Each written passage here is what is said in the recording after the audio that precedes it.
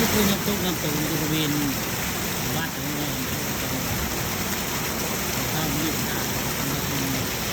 พามาเบิ่งน้ำตกน้ำตกบริเวณสวยงามอยู่บริเวณน้ำตกบ้านตะโงอำเภอตะโงบรรยากาศครับน้ำกระใสใช่น้ำกระน้ำใสน้ำใสนะน้ำตรงวันนี้อากาศเย็นเย็นนะวันนี้น้ำกับใสครับให้น้ำตรงน้ำตกน้ำตกบ้านตะโงอำเภอตะโงมาภาพบรรยากาศน้ำตกน้ำตนบริเวณบ้านตะโงอำเภอตะโงแจ้งบ้านตะโง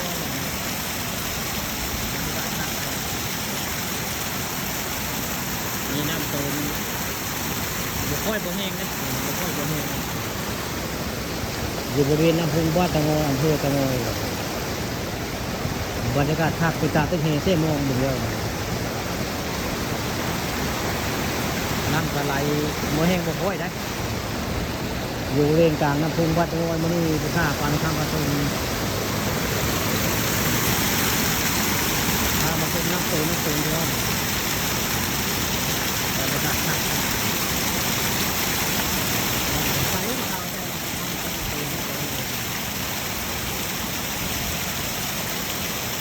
ต้นก็คือตะเวนสวยงาม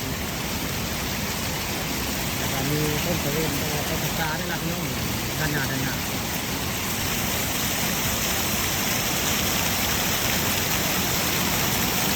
ก็ธรรมชาติสร้างมาเลย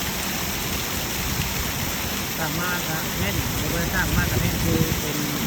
กิจการกำนันก็ได้สร้างกันมารุ่นหรือไรเพราะว่านายอำเภอคนนึงไง